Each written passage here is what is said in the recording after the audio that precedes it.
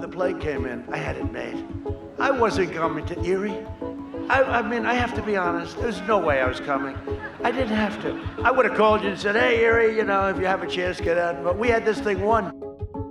I'm running as a proud Democrat, but I will govern as an American president.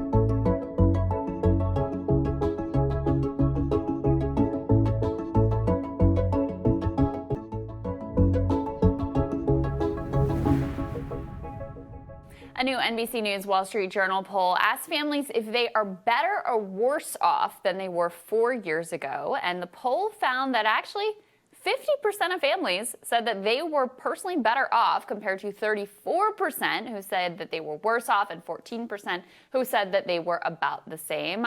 You will recall, as Steve Kornacki points out there, that in the fall of '92, NBC and the Wall Street Journal asked that same question and found that a majority of families reported they were worse off, and that's significant because that's the last time that an incumbent president lost re-election. That's right. So Team Rising is here to weigh in on the results. Democratic strategist Roger Fisk and culture editor over at The Federalist, Emily Jashinsky, join us now. Great to see you guys both. It's good to see you. Great to see you guys. Good morning. Good morning.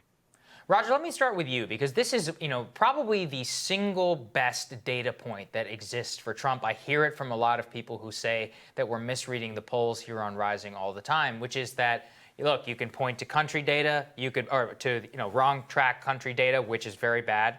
Whenever it's like 85% think we're on the wrong track. You could put state-by-state polls, national polls. But at the end of the day, majority of Americans think they're better off than they were 4 years ago, and that's always something in the president's in the president's pocket. And so, how do you make of this? Do you think it'll have an electoral impact? What are you seeing? The poll, the methodology is very interesting. It seems they went out of their way to make sure they had at least a third of cell numbers in there, which sets them apart from a lot of polls. So that's, I think, makes the numbers that much more interesting and potentially valuable. At the same time, having read down through it, it's essentially kind of a Rorschach test for either campaign, right? You can go through there through a Biden set of eyes and find that he's still up 11 points, that 62% of the people think that the country is worse off, even if they think they themselves are better off. And then at the same time, the Trump people can go through and reference some of the numbers that you just talked about. If this was a poll going in the different direction for the president, it would be dismissed, and we would be told, similar to the fall of 2016, that all polling is off.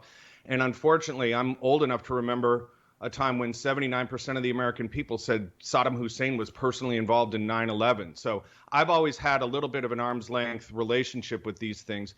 I stick to my rule, which is basically take any poll and add 5 points to the incumbent. So I think that I would walk into that Biden lead with that. But overall, it's a fascinating poll, and I think the numbers are really, really fascinating and interesting and worthy of discussion. Yeah, I mean, Emily, when I saw this, I was just kind of like, because everybody, basically, everyone's like, 2020 is terrible, right? Everything is bad. Really terrible. It's been the worst year in American history. And yet, this is kind of the commentary, modern American history we'll go with.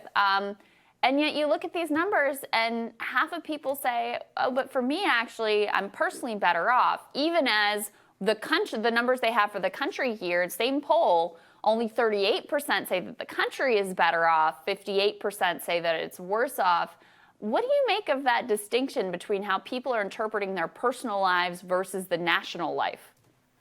Yeah, it's interesting that you kind of mentioned the mood, and the mood does feel so grim, but maybe it only feels grim here in the Beltway, and in these if your job is to obsess over politics and follow politics. Maybe that's why the mood does feel particularly grim. But it's interesting because one of the problems with media coverage of the Trump administration is that there has been this false narrative of like national misery, when in fact a lot of people have done well. And I mean, we even saw Democrats trying to take credit for the Trump economy to some extent, saying it's the Obama economy. So that should tell you one thing, that some people really were doing well in this economy.